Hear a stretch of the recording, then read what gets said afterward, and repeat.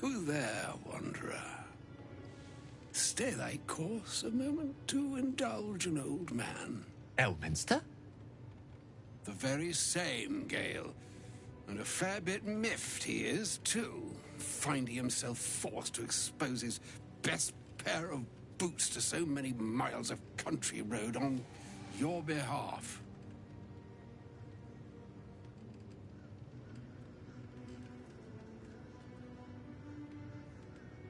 I think some proper introductions are in order. Meet Elminster Ormar. A good friend of mine, but rather more significantly, he's the most famed and respected wizard in the realms. Am I, indeed? Most famed and respected errand boy, more like. I was bid to spare neither time nor my own self to find you. She sent me, Gale. You know of whom I speak. But why? Out with it, Elminster. Please. Young voice man, of has your Elminster. sojourn away from Waterdeep washed away your decorum as well as your patience? Nigh a 10-day I've gone without honest fare, worthy of the name. Drank naught, but what the sky entitled my thirst. Why, some bread, cheese, and a cup of wine would appear unto me a feast. Surely you won't begrudge me a mite of rest and repast before I get out with it?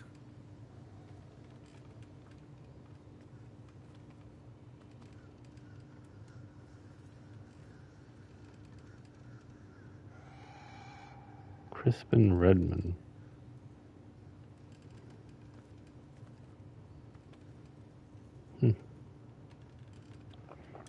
Crispin Redmond doing a Gandalf the Grey impression.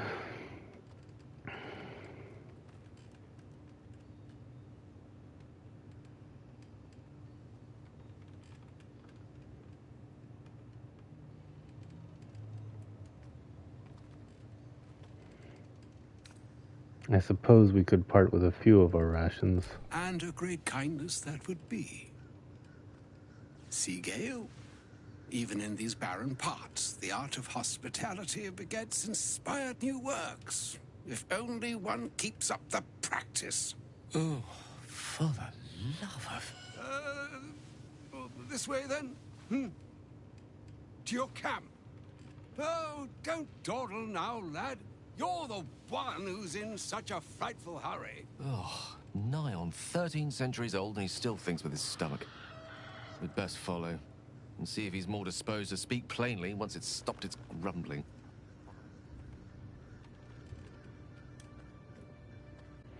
We'll meet him in camp later. Let him have his rest and repast in the meantime. There go our best supplies. Ah, there you are. Now, I hope you don't mind my having ingratiated myself into the most palatable graces of your provisions. You find me quite sated indeed. Oh, fantastic. Yes, what a delightful wedge of old Elthurian that was. Doesn't do to parley on an empty stomach, you know. Makes one's words frivolous when they should be grave. Plenty to digest, after all. A good deal to stew over, if you will. Words ladled with import should be savored so as to better absorb their meaning. Wouldn't you agree? Elminster! Right. You see,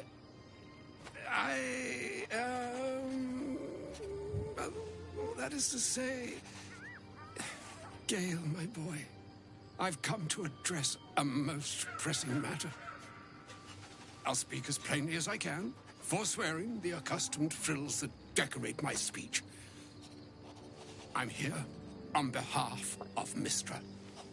The message and the charge I bring you are hers.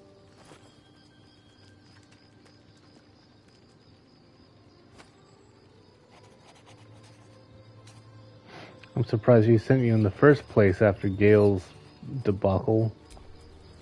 Thank you for that most considerate You're reminder. welcome, Gale. You know where you went wrong, Gale. No, we needn't dwell on that here and now. But even so, you're to be given a chance of redemption. Mystra would consider forgiveness. She would consider what she considers to be forgiveness. Mystra is aware of the misadventures that have befallen you both. She knows of your strife with the Absolute, that most insidious of evils.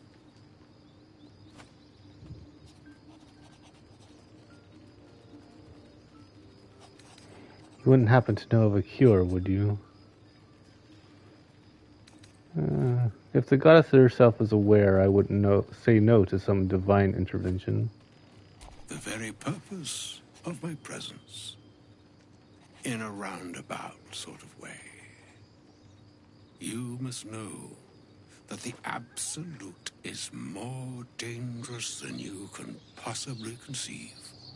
It threatens all who live, even those who are undying.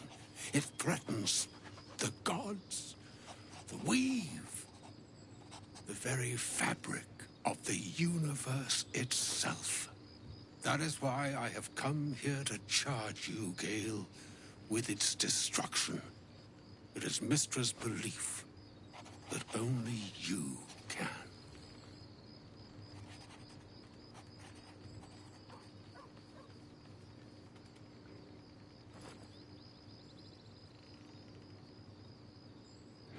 Mystra is mistaken. I will be the Absolute's destroyer. I doubt not your conviction, but Gale has an unnatural advantage. The All. Precisely. Mystra has granted me the power to stop the clock, as it were, on the orb's rush to overpower you. Instead, you will be able to unleash its lethal combustion at will. Interesting. This could be help or hindrance. We shall have to see. You must find the heart of the Absolute, whatever that may be, and use yourself as the catalyst that will burn it from this world.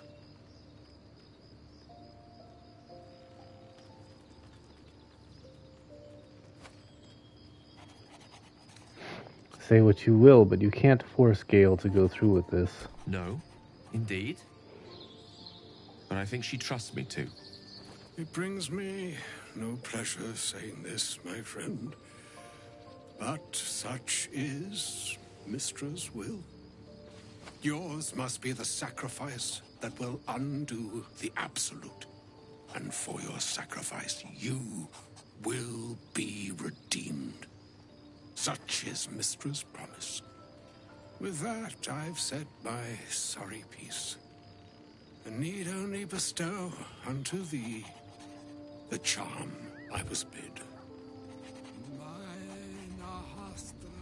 Mystra Italion Thras Annas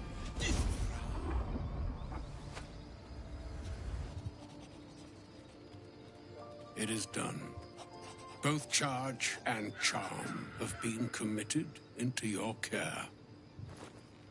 To you, I commit into care Gale himself. I count on you to shepherd him well on this strangest of journeys.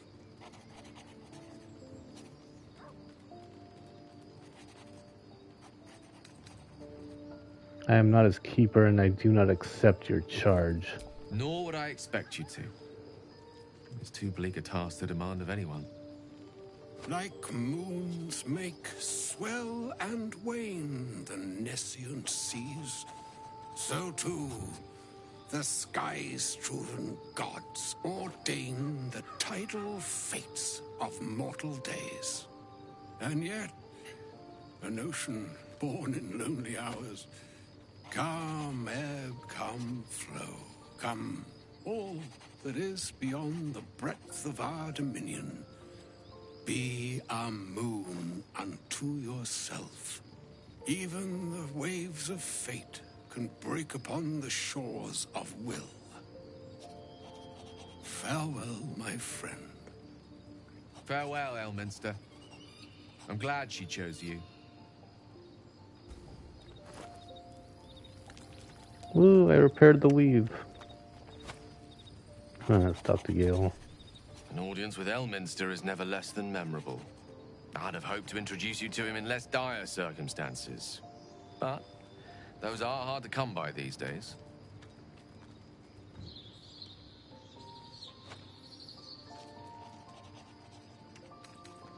He didn't seem much a friend, showing up and demanding you kill yourself. It's not a demand he wanted to make of me. As Mistra's chosen, he had no choice but to deliver her message. However much it pained him to do so.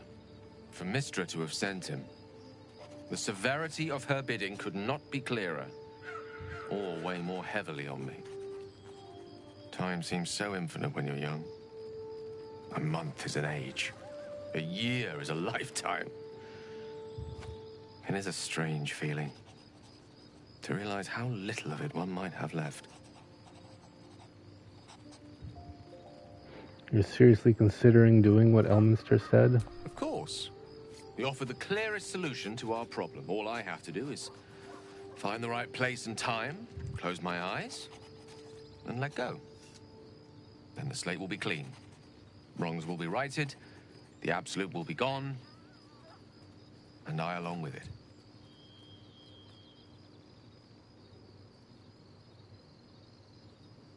I don't understand. Can't Mystra just destroy the Absolute, or Elminster himself?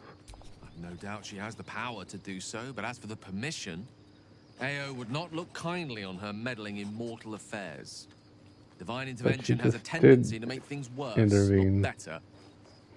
As for Elminster, he saved the realms more times than legend can recount. But to take on a god is no easy feat, even for him. My orb is the best chance we have, and only I can wield it.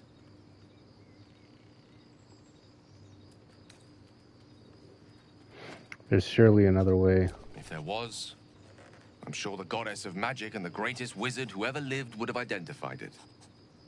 But alas, only one solution is offered. That remains ahead of us for now. The heart of the Absolute must be discovered before I can stop its beating.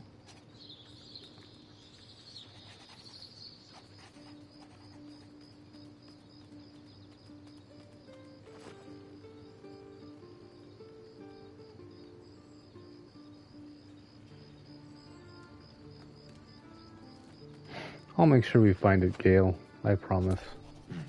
Then I suppose there is nothing more to be done but find the heart of the Absolute and stop its beating.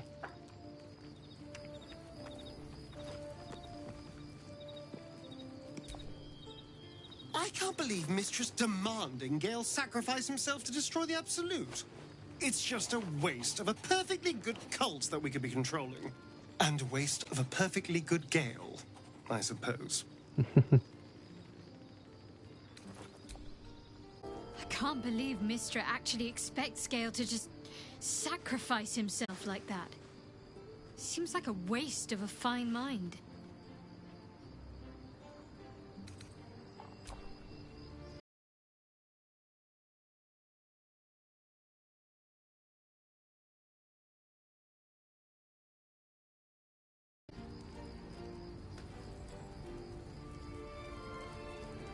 She's a practice dummy. I just noticed that. Elminster.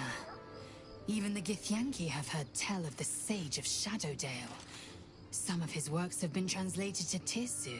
That doesn't mean his every word carries wisdom, however. Near as I can tell, Mystra demands Gale's faith, but holds no faith in him.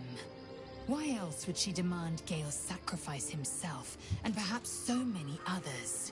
Does she not think he can destroy the Absolute with his own immense talents? Does she not know the mighty company that he keeps? Demanding Vlaakith may be, but she acts for the good of the Githyanki people. Mystra is concerned only for herself. Perhaps he'd find forgiveness in a fiery death. but I can't help but wonder why he'd want it at all.